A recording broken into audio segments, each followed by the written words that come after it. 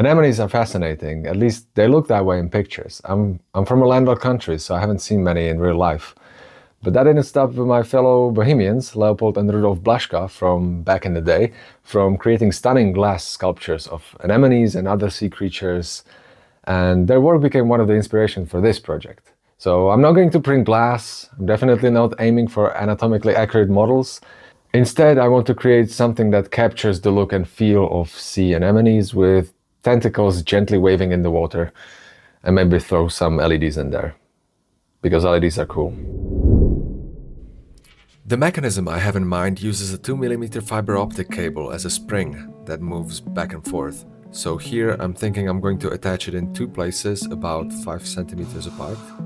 And as I push here, the end of the fiber will deflect and return. I like how some of the anemones have wider tentacle endings, so I'm printing these transparent balls to add to the end of the fibers. It looks like pushing it about 3 millimeters will be good enough. I also tried using filament instead of the fiber optics, and it looks like PETG could be a good replacement, but I'm going to stick with fiber optics for now. In the first prototype, I'm mounting a DC motor from the top, and then a simple elliptical cam to deflect the fibers. I made 8 holes for the LEDs on the bottom, but I'm using 24 fibers on the top, so each LED is powering 3 fibers, and there is this plumbing in the middle that points the 3 fibers into one LED. Why only 8 LEDs? Well, because I have too many of these single board LEDs and I want to finally use them for something. But I did make the spacing according to these 24 LED rings, so I could use one of those as well. The first test did not sound very promising. Oh, it's struggling. It's struggling. The plastic teeth in the motor were broken, and I think I know why. Yeah, I gotta be careful with the motor back driving. Seems I don't actually need to constrain the fiber above the cam, which was my initial plan. I thought I would hide the mechanism with a ring like this, but instead I'm just going to have a shorter fiber and have it flex like that. In the second prototype, I refined the model and made the motor attachment from the bottom so that it's hidden.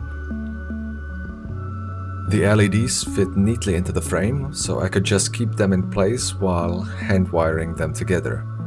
This was a little more tedious than I would like, but I suppose hand wiring always is.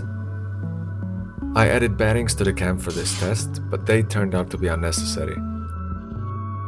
It looked pretty good when I had just 2 tentacles on there, but it quickly became messy when I added all of them. Just too many collisions and the tentacles kept rotating around. I could use it as a little catapult though. Next, I finished the electronics by adding 2 connectors, one for the LEDs and one for the motor. The driving electronics will sit somewhere outside, so that I can have multiple anemones or other things controlled from a single board.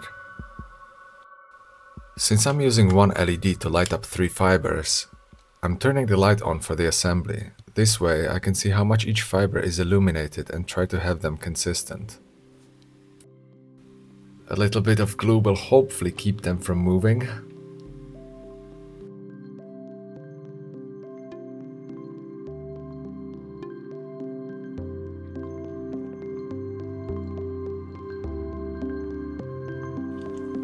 I decided to ditch the bearings and tested it with this simple cam.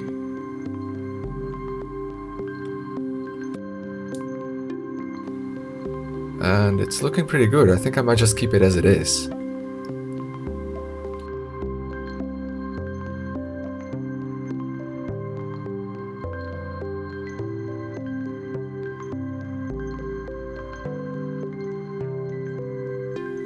I also tried a different cam design, but I didn't like it as much. It's noisy.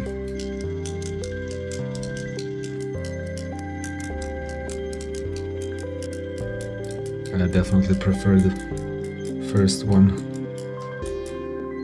Then I tried putting the tips on half of the fibers to avoid collisions and see what it would look like. I'm not sure if it's the inconsistent lighting or the slight shaking, but somehow it just looks better to me without the tips.